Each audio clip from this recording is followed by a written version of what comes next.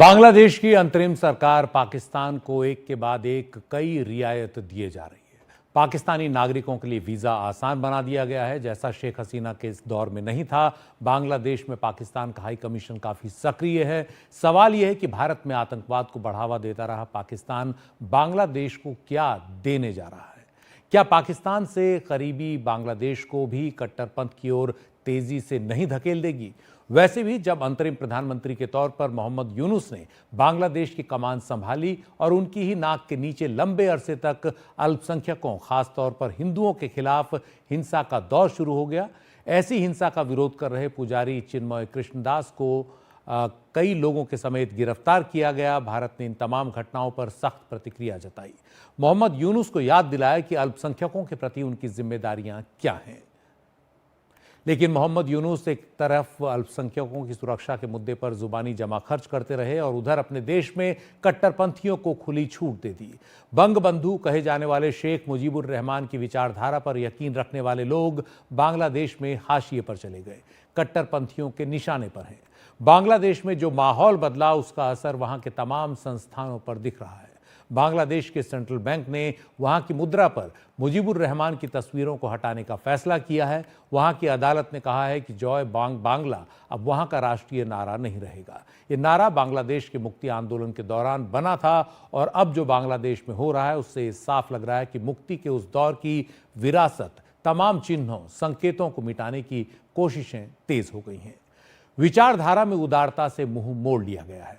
आज ही भारत में विदेश मंत्रालय ने संसद में जानकारी दी कि बांग्लादेश में हिंदुओं समेत अन्य अल्पसंख्यकों के खिलाफ घटनाओं में 628% की बढ़ोतरी हुई है, यानी 6 गुना से ज्यादा। साल 2024 में 8 दिसंबर तक, यानी इस साल 8 दिसंबर तक बांग्लादेश में 2200 घटनाएं हुई हिंदुओं और अल्पसंख्यकों के खिलाफ, जबकि साल 2023 में 302 घटनाएं सामने आई थीं। विदेश मंत्रालय के मुताबिक बांग्लादेश ही नहीं, पाकिस्तान में भी हिंदुओं और अन्य अल्पसंख्यकों के खिलाफ हिंसा बढ़ी है। साल 2024 में वहां ऐसी 112 घटनाएं हुई, जबकि साल 2023 में 103 घटनाएं हुई।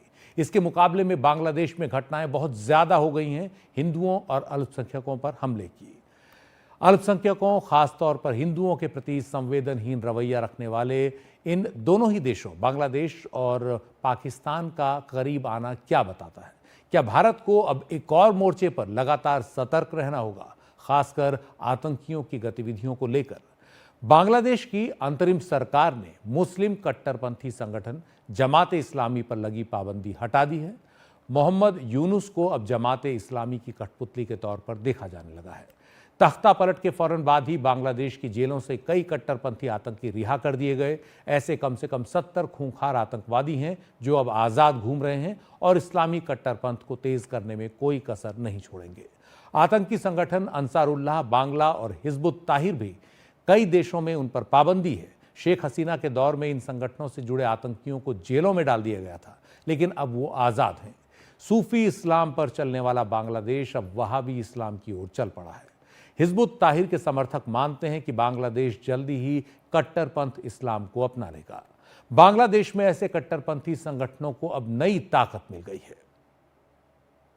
वो तो देखने में लगता है कि मुस्लिम यूनुस को हाथ में तो कुछ कंट्रोल में है कि नहीं है, ये तो दिखाई नहीं देता है। उन्होंने जो बोलते हैं अपना भाषण में, उसका इम्प्लीमेंटेशन नहीं होता है। उल्फा लीडर परेश बरुआ जो अभी भी कहाँ है पता नहीं, लोग बोलते चीन में, लेकिन उसके खिलाफ जो डेथ सेंटेंस दिया था बांग्लादेश सरकार, उसको अभी अभी कन्वर्ट किया है लाइफ इन प्रिजन में। इसका मतलब है भविष्य में उनको भी बेल मिलने का संभावना बढ़ गया है। बाकी जितना जेल में लोग थे टेररिस्ट, सब बाहर है। और भारत के सामने सिर्फ इस्लामी कट्टरपंथी ताकतों से निपटने की चुनौती ही नहीं है, सामरिक रणनीति चुनौती भी बढ़ गई है। बांग्लादेश और पाकिस्तान के करीब आने से भारत की सामरिक रणनीतिक चिंताएं इसलिए भी बढ़ रही हैं कि चीन के साथ मिलकर ये तीनों देश जो त्रिकोण बना रहे हैं वो भारत को घेरने की कोई कोशिश नहीं छोड़ेगा। चीन, पाकिस्तान और बांग्लादेश दोनों ही अपने जो संबंध हैं वो रक्षा संबंध खासतौर पर और ज्यादा मजबूत कर रहे हैं। चीन पाकिस्तान के बाद दूसरे स्थान पर सबसे ज्यादा हथियारों की सप्लाई बांग्लादेश को करता है। चीन ने बांग्लादेश को लड़ाकू विमान, ट्रेनर एयरक्राफ्ट, टैंक, समुद्री जहाज और मिसाइल्स तक सप्लाई किए हैं और अब वो बांग्लादेश एयरफोर्स को आधुनिक बनाने में भी भूमिका निभा सकता है। बांग्लादेश के एयर चीफ मार्शल ने हाल ही में चीन का दौरा किया ताकि मल्टी रोल कॉम्बैट एयरक्राफ्ट और अटैक हेलीकॉप्टर्स खरीदे अपनी वायुसेना को आधुनिक बना सके। रिपोर्ट्स के मुताबिक बांग्लादेश चीन से अब 16J-10CE लड़ाकू विमान खरीदने पर विचार कर रहा है, जो चीन के अपने J-10C विमान का एक्सपोर्ट वेरिएंट है। 4.5 जनरेशन का ये लड़ाकू विमान भारत के लिए भी एक चुनौती बन सकता है। इसकी तुलना अमेरिका के F-16 लड़ाकू विमानों से की जा सकती है। तो बांग्लादेश अपने आधुनिकीकरण में इस तरह के विमानों को खरीदने अब चीन से जा रहा है। उधर पाकिस्तान ने भी ऐलान किया है कि वो जनवरी में चीन के FC-31 स्टेल्थ फाइटर जेट्स को खरीदने जा रहा है, यानी अगले ही महीने। ये 5th जनरेशन का फाइटर माना जाता है, जो स्टेल्थ तकनीक समेत कई खूबियों से भरा है और अमेरिका के F-35 लड़ाकू विमान से उसकी तुलना की जाती है। पाकिस्तान के पास पहले से ही चीन से खरीदे गए J-10C, JF-17 और HQ सीरीज के मिसाइल सिस्टम्स मौजूद हैं।